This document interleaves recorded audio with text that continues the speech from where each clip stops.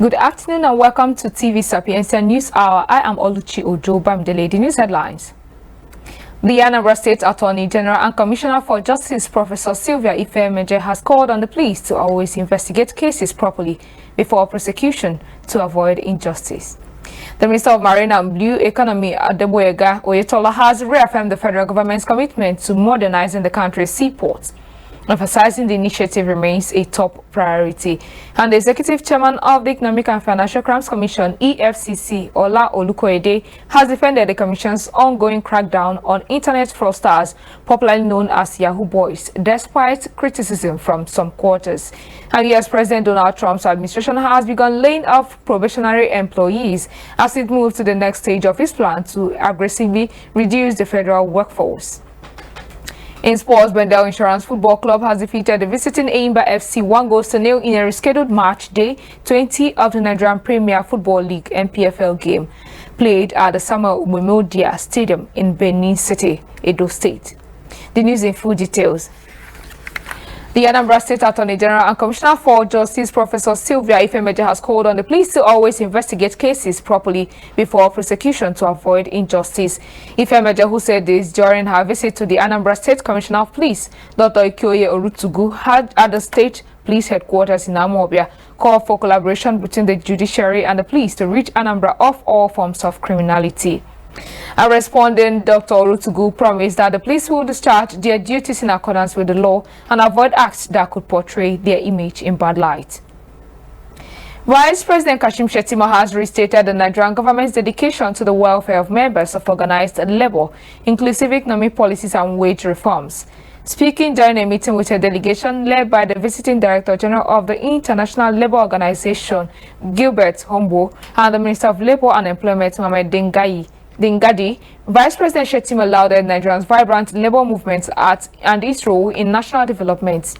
Shettima said President Bola Tinubu is committed to a thriving workforce and an efficient labor ecosystem.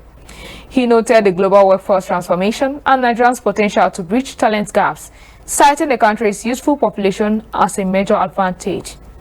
Earlier in his remarks, the Organization Director General Hombo thanked the Vice President for receiving him and the delegation, saying that his visit to the country as Director General is long overdue, particularly given the strategic importance of Nigeria in the organization, including the period between June 2023 and June 2024, when it presided over the affairs of the Board of Directors. The Deputy Speaker of the House of Representatives, Benjamin Okezie Kalu, has urged the United Nations to give Africa, especially Nigeria, a permanent seat at the Security Council. Speaking at the Heads of Parliament meeting at the United Nations headquarters, New York, United States of America, and in preparation for the 6th World Conference of Speakers of Parliament in Geneva, Switzerland in July, Kalu said the Global Parliament advocated for increased representation of developing countries in decision-making rooms and tailoring conversation to address their unique challenges. Using the Sustainable Development Goal as an example, the Deputy Speaker noted that while the goals aim to address global issues, they may not align with the priorities of developing countries, which are still struggling to achieve industrialization and economic growth. Kalu, who advanced Nigeria's position on the issue, therefore emphasized the need to expand the voices in the room to accommodate more of the global south, ensuring that multilateral aspirations are truly global. The Minister of Marine and Blue Economy, Adeboyega Oyetola, has reaffirmed the federal government's commitment to modernizing the country's seaports, emphasizing the initiative remains a top priority. Speaking during an interactive session with the Nigerian Guild of Editors in Lagos State, Oyetola highlighted the administration's strategic efforts to enhance port infrastructure and efficiency. Oyetola noted that the Federal Executive Council, in its meeting last week, approved the contract for the modernization of the western ports, including the Lagos Port Complex, Apapa, and Tinkan Island Port Complex. According to him, the procurement process for the modernization of the eastern port is being fast-tracked to ensure that our port system collectively becomes a transshipment hub for the sub-region.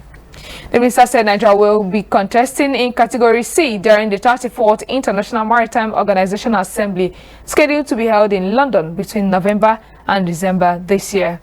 The president of the Nigerian Guild of Editors, Mr. Eze Anaba, said the ministry have the potential for sustainable development, job creation, and economic growth of the nation, citing that as gatekeepers, editors played crucial roles in shaping public discourse.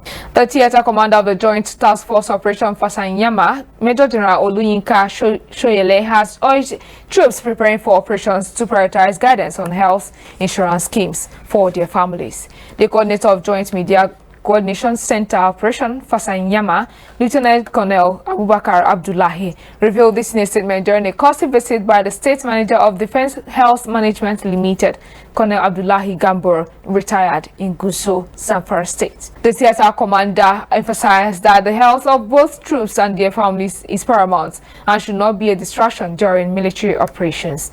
He commended Colonel Gambo's visit for its timely nature, framing it as an essential part of ensuring that soldiers understand the available health care resources and support for their loved ones. Colonel Gambo confirmed that his visit falls within a broader sensitization campaign targeting all military formations in Zamfara State, expressing gratitude for the opportunity to present this information, reinforcing the commitment of health management to support military families. Governors of Southwest Region have agreed to establish a joint surveillance and monitoring team to fight insecurity in the area. This was part of the resolution reached by the Southwest Governors Forum during its meeting in Lagos on Thursday. Lagos State Governor Babajide Sanwo-Olu, who is the chairman of the forum, recalled the governors' resolve to make decisive actions to ensure the safety and stability of the communities.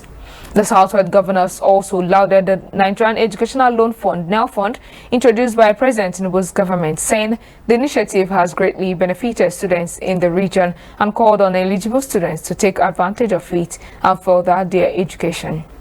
As Nigeria celebrated World Radio Day 2025 with the rest of the world yesterday, the National Human Rights Commission has reiterated its commitment to leveraging radio as a powerful for human rights education and awareness.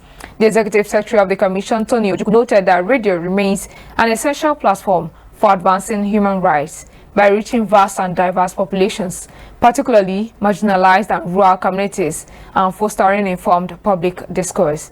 Ojukwu highlighted that this year's theme, Radio and Climate Change, explains the need to use radio to amplify critical conversations on environmental sustainability and its connection to human rights, warning that climate change poses a serious threat to fundamental rights, including the right to life, health, food, water, and shelter, particularly affecting vulnerable communities. He called on media practitioners and policymakers to use radio as a tool for advocacy, policy influence, and grassroots mobilization in addressing human rights violations and climate challenges. The Executive Chairman of the Economic and Financial Crimes Commission, EFCC, Ola Olukoyede, has defended the Commission's ongoing crackdown on internet fraudsters, popularly known as Yahoo Boys, despite criticism from some quarters. Speaking at the EFCC's corporate headquarters in Abuja, Olukoyede stated that the country had lost over $500 million in 1 year due to internet fraud. Olukoyede noted that the activities of internet fraudsters had evolved beyond online scams, saying that they are now involved in more dangerous crimes such as kidnapping, ritual killings, and arms trafficking. He stressed the EFCC's commitment to internal cleansing, revealing that he sacked 27 commission staff members in the past year over corruption allegations, saying one cannot be fighting corruption and be corrupt. The EFCC chairman urged the media to play a more active role in shaping public perception of the Commission's work, advocating investigative journalism that highlights both corruption and the agency's achievements. The National Security Advisor Nuhu Ribado has condemned Canada's decision to deny visa to top military officials, including the Chief of Defense Staff, General Christopher Musa, and other senior officers. The controversy unfolded when General Musa revealed that he and several senior military officers were blocked from attending an event in Canada meant to honor war veterans. While some members of the delegation were granted visas, others were left stranded after their applications were denied. The National Security Advisor Nuhu Ribado, who spoke on Thursday at the meeting annual lecture of the National Association of the Institute for Security Studies in Abuja, expressed anger at the move, saying it is disrespectful and boldly declaring that Canada can go to hell. General Musa expressed his disappointment, calling the incident a wake-up call for Nigerians to strengthen its sovereignty and resist being taken for granted by foreign nations. Ribadu supported Musa's remarks, praising him for publicly addressing the issue, insisting the importance of Nigeria focusing on its internal strengths than seeking external validation. The Sudanese army has rejected a ceasefire call by the United Arab Emirates during the coming holy month of Ramadan. This comes as the army makes major advancement in the capital and seized control of a key stronghold previously held by the Rapid Support Forces in northern Khartoum. Sudan's army considers the Emirates as an aggressor of the war and has on many occasions linked it to the forces, accusing it as its main financier and supplier of weapons. The conflict in Sudan started in April 2023 when tensions between the leaders of the military and the Rapid Support Forces exploded into open fighting in the capital Khartoum and other cities across the African country. The conflict has killed more than 28,000 people, forced millions to flee their homes, and left some families eating grass in an attempt to survive as famine sweeps part of the country. Also, aid groups said they struggle to reach the most vulnerable as warring parties limit access, especially in Darfur. U.S. President Donald Trump's administration has begun laying off probationary employees as it moves to the next stage of its plan to aggressively delete the federal workforce or reduce the federal workforce. The U.S. Department of Veterans Affairs was one of the first departments to publicly confirm the layoffs, announcing in a statement that it dismissed more than 1,000 probationary employees on Thursday in non-mission critical positions.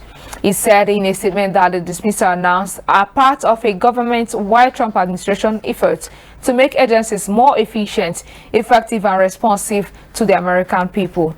Although the exact number of federal employees affected is unclear, more than 200,000 recently hired workers are currently serving out their probationary period, according to the most recently available government data. Now to the world of sports, where Bendel Insurance Football Club has defeated the visiting Eimba FC 1-0 in a rescheduled match day 20 of the Nigerian Premier Football League NPFL game, played at the Samuel Ogbemudia Stadium in Benin City, Edo State.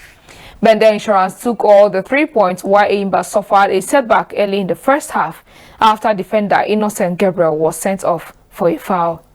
Bendel's Kaide Oke scored the only goal in the 55 minutes, whose deflected shot found a way into the net of their visitors.